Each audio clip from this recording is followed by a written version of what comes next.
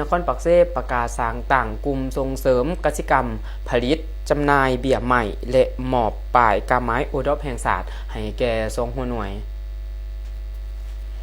วันที่7พฤษภาคมนี้คณะกรรมการปกครองนครปักเซได้จัดพิธีประกาศสร้างต่างกลุ่มส่งเสริมการผลิตการกสิกรรม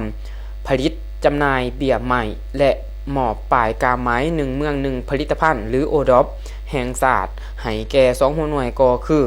บริษัทเซฟประสิทธิ์เก็บสื่อผลผลิตกสิกรรมและปรุงแต่งจำกัดและบริษัทวิเซน TCL จำกัดพิธีดังกล่าวได้จัดขึ้นอยู่สโมสรนครปักเซโดยการเป็นประธานของทานสุขวิสัยศรีสมหวังประธานคณะกรรมการปกครองนครปักเซท่านเกษณาคำมิงสวัสดิ์รองประธานคณะกรรมการปกครองนครปักเซผู้สินำเวียกงานเศรษฐกิจท่านสันติสุขอแก้วเตโซหัวหน้าของการอุตสาหกรรมและการค้านครปักเซมีคณะกรรมการคุ้มครองเวียกงานโอดอปแห่งศาสตร์ขันแขวงและขันนครการนำของการต่างๆของนครคณะนำตาแสงคณะนำซุ้มส้น42บาทในนครปักเซกลุ่มส่งเสริมผลิตกสิกรรมจำหน่ายเบี้ยใหม่และหัวหน่วยที่ได้รับกาไม้สินค้าอูดอปตลอดหอดพนักงานวิชาการเขาห่วมในพิธีทานสันติสุขอแก้วเตโซหัวหน้าของการอุตสาหกรรมและการค้านครได้รายงานการกะเกียมและการจัดตั้งปฏิบัติเวียกงานสร้างต่างกลุ่มการผลิตเวียกงานสินค้าอูดอปแห่งศาสตร์นครปักเซก็เป็นอีกนครหนึ่งที่มีท่าแห้งเกี่ยวกับการผลิตสินค้าอูดอปซึ่งทางองค์การปกครองนครได้ให้ความสำคัญเกี่ยวกับเวียกงานดังกล่าวซึ่งมีคณะกรรมการโอดอปขันแขวงขันนครสีน้ำและรับผิดชอบโดยเฉพาะในระยะที่ผ่านมาของการอุตสาหกรรมในการค้านครได้สมทบกับองค์การปกครองบ้านเพื่อเก็บกำข้อมูลเงื่อนไข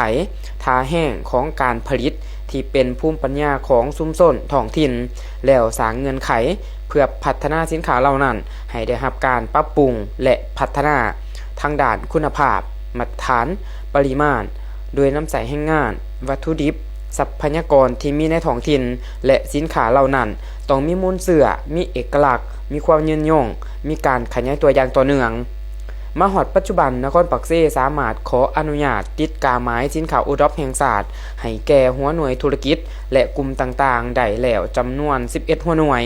มีผลิตภัณฑ์ทั้งหมด80ผลิตภัณฑ์ในพิธีก็ได้ผ่านขอตกลงของคณะกรรมการปกครองนครปักเซว่าด้วยการอนุมัติสร้างต่างกลุ่มและแต่งตั้งคณะบริหารงานกลุ่มส่งเสริมกสิกรรมผลิตและจำหน่ายเบี้ยใหม่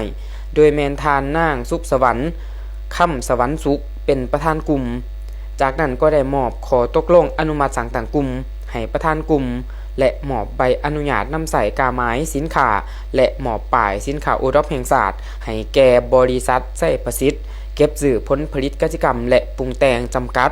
และบริษัทวิเซน TCL จำกัดให้เกียรติมอบโดยทานสุขวิสัยศรีสมหวังประธานคณะกรรมการปกครองนครปักเซในพิธีทานดร.นางสุขสวรรค์ค่ำสวรรค์สุขได้ตั้งหน้าให้คณะกลุ่มส่งเสริมกสิกรรมผลิตและจำหน่ายเบี้ยใหม่ของนครปักเซผ่านประวัติความเป็นมาโดยยกให้เห็นผลิตภัณฑ์และพันธะต่อสังคมการดำเนินธุรกิจที่สร้างผลกระทบทั้งบวกแนวคิดด้านนวัตกรรมตอนถ่ายทานสุขวิสัยศรีสมหวังประธานคณะกรรมการปกครองนครปักเซก็มีคำเห็นสีทิศยังทางเติมอีก